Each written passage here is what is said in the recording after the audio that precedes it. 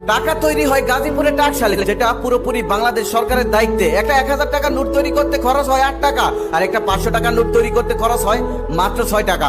আপনি এখন ভাবতেই পারেন, যেহেতু বাংলাদেশ সরকার টাকা বানাতেই পারে, তাহলে কেন তিনি টাকা বানিয়ে সবাইকে বিলিয়ে দেয় না? সবাইকে বিলিয়ে দিলেই তো সবাই বড়লোক হয়ে যেত, কেউ আর গরিব থাকতো না, আমাদের দেশটাও অনেক উন্নত হয়ে যেত।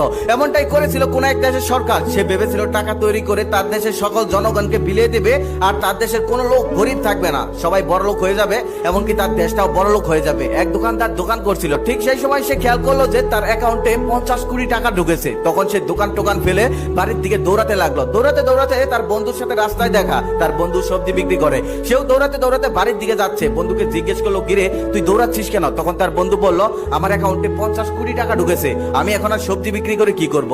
তারপর লোকটা বলল, আমার অ্যাকাউন্টেও 50 কোটি টাকা ঢুকেছে। তারপর সেও দৌড়াতে দৌড়াতে বাড়িতে গেল। বাড়িতে গিয়ে দেখলো তার ছোট ভাই কলেজে পড়ে, সে আর কলেজে যায়নি, কারণ তার অ্যাকাউন্টে 50 কোটি টাকা ঢুকেছে। সে এখন আর লেখাপড়া কি করবে? পাশের বাড়ি একজন টিচার ছিল, সেও আর স্কুলে বাচ্চাদের পড়াতে চায়নি, কারণ তার অ্যাকাউন্টে 50 কোটি টাকা ঢুকেছে। এখন সে আর বাচ্চাকে পড়িয়ে কি করবে? কৃষক ধান চাষ করা ছেড়ে দিল, কারণ কৃষকের অ্যাকাউন্টেও 50 কোটি টাকা। সবজিওয়ালা সবজি চাষ করা ছেড়ে দিল, কারণ তার অ্যাকাউন্টেও 50 কোটি টাকা। গাড়ির ড্রাইভাররাও ড্রাইভারি করা ছেড়ে দিল, কারণ তার অ্যাকাউন্টেও 50 কোটি টাকা। সবাই সবকিছু ছেড়ে দিল, কারণ সবার অ্যাকাউন্টেই 50 কোটি টাকা। এত টাকা থাকতে তারা কাজ করে কি করবে? কেউ আর কাজ করলো না, সবাই টাকা নিয়ে মেতে রইল। তারপর লোকটা বাজার করতে বাজারে গেল। বাজারে গিয়ে দেখলো বাজারে কোনো দোকানদার নেই, কোনো দোকানই খোলা নেই, সবার অ্যাকাউন্টে 50 কোটি টাকা ঢুকেছে। তারা দোকান করে আর কি করবে? তারপর লোকটা বাজার থেকে কিছুই আনতে পারলো না, টাকা নিয়ে গিয়েছিল, টাকা নিয়েই বাড়িতে ফিরে এলো। 2 দিন না খেয়ে থাকার কারণে লোকটা অসুস্থ হলো, হসপিটালে গেল। হসপিটালে গিয়ে দেখলো হসপিটালে কোনো ডক্টর নেই, কারণ সব ডক্টরের অ্যাকাউন্টেও 50 কোটি টাকা ঢুকেছে। তাই তারা চাকরি বাকরি ছেড়ে দিয়েছে, কেউ আর অফিস করছে না। তারপর লোকটা বাড়িতে ফিরে এলো। কিছুদিনের মধ্যেই সেই দেশে হাহাকার লেগে গেল, কারণ খাবার নেই, পানি নেই, পোশাক নেই, কিচ্ছু নেই, কারণ কৃষক ধান চাষ করেনি, সবজিওয়ালা সবজি চাষ করেনি, মাঝি পুকুর থেকে মাছ তোলেনি। তুলে কি করবে? সবার অ্যাকাউন্টে তো 50 কোটি টাকা, সবাই তো বড় লোক, তাদের তো আর টাকার দরকার নেই। কিছুদিনের মধ্যে সেই দেশের মানুষ অনেক বিপদে পড়ে গেল। তারপর তারা ওই টাকাগুলোকে অভিশাপ মনে করলো। তারপর তারা সবাই মিলে সিদ্ধান্ত দিল সেই টাকাগুলো সরকারকে ফেরত দেবে। ফেরত দেওয়ার জন্য ব্যাংকে গেল। ব্যাংকে যাওয়ার পর দেখলো ব্যাংকের কর্মকর্তারাও আর চাকরি করছে না, কারণ তাদের অ্যাকাউন্টেও 50 কোটি টাকা, তারাও আর অফিস করছে না। তারপর তারা সবাই ওই টাকাগুলোকে রাস্তায় ছুঁড়ে ফেলতে লাগলো।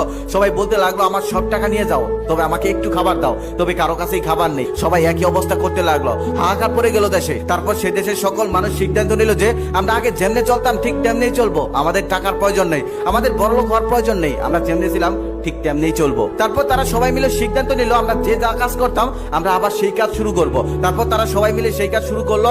আবার আস্তে আস্তে সেই দেশটা আগের অবস্থায় ফিরে এলো। আমরা অনেকেই গরিব ঘরে জন্ম নিয়ে ভাবি, আল্লাহ আমাদের কেন যে গরিব ঘরে পাঠিয়েছে? যদি কোটি কোটি টাকাওয়ালার ঘরে পাঠাতো, তাহলে হয়তো জীবনটা অন্যরকম হতো, অনেক সুখের হতো। কিন্তু একটা কথা মনে রাখবেন, মহান আল্লাহ তাআলা কোনো কিছু এমনি এমনি তৈরি করেনি। আল্লাহ আমাদের যা দিয়েছে সেটাই মঙ্গলের জন্য দিয়েছে, এটা সবসময় মনে রাখবেন। আল্লাহ তাআলা মানুষকে টাকা দিয়ে পরীক্ষা করেছেন, আল্লাহ তাআলা মানুষকে গরিব বানিয়ে পরীক্ষা করেছেন। দুনিয়াতে বেঁচে থাকতে হলে সবারই প্রয়োজন পড়ে। ধনীরা না থাকলে গরিবরা থাকতো না, আর গরিবরা না থাকলে ধনীরা থাকতে পারতো না। দুনিয়াতে প্রত্যেকটা মানুষের অবদান আছে, তা আবার সমান। তাই ধনীদের উদ্দেশ্যে একটা কথা, গরিবদেরকে ফেলনা মনে করবেন না, আর গরিবরাও বড় লোকদেরকে হিংসা করবেন না। মনে রাখবেন, পৃথিবীতে বেঁচে থাকতে হলে সবাইকেই একসাথে কাজ করতে হবে, একসাথে থাকতে হবে, সবার সমান অধিকার থাকতে হবে।